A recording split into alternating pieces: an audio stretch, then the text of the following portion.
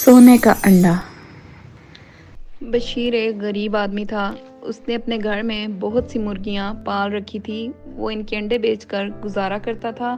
ایک دن بشیر انڈے بیچنے کے بعد شہر سے ایک نئی مرغی لے آیا۔ اس نے سورج ڈھلنے پر مرغی کو ایک پنجرے میں بند کر دیا۔ اگلی صبح بشیر نے پنجرہ کھولا تو یہ دیکھ کر حیران ہو گیا کہ نئی مرغی نے ایک سونے کا انڈا دیا ہوا تھا۔ بشیر سونے کا انڈا پا کر بہت خوش ہوا۔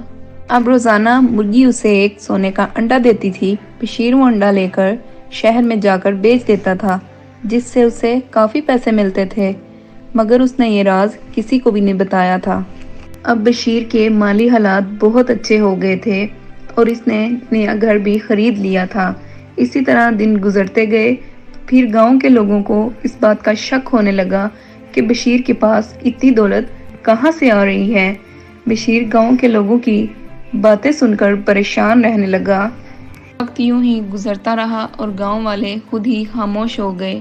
ادھر بشیر کو روزانہ صبح ایک سونے کا انڈا مل جاتا تھا، لیکن اب اس کے اندر زیادہ انڈے حاصل کرنے کا لالچ پیدا ہونے لگا۔ ایک دن اس نے سوچا، یہ مرغی مجھے ایک روزانہ سونے کا انڈا دیتی ہے، کیوں نہ میں اس مرغی کو ذبح کر سارے انڈے ایک ہی مرتبہ نکال لوں۔ یہ سوچ کر بشیر نے ایک تیز دھاری چھری اٹھائی اور مرغی کو پکڑ کر ذبح کر دیا، مگر جیسے ہی اس نے مرغی کا پیٹ کاٹا تو یہ دیکھ کر حیران رہ گیا، اس میں تو ایک بھی سونے کا انڈا موجود نہیں تھا۔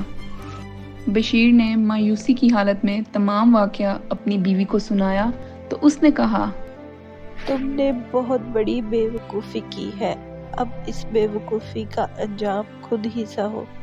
بشیر کو اپنی جلد بازی پر بہت پچھتاوا ہوا، مگر وقت اب ہاتھ سے نکل چکا تھا، کیونکہ اس نے مرغی کو ذبح کر کے وہ ایک سونے کا انڈا بھی کھو دیا تھا جو اسے روزانہ ملتا تھا۔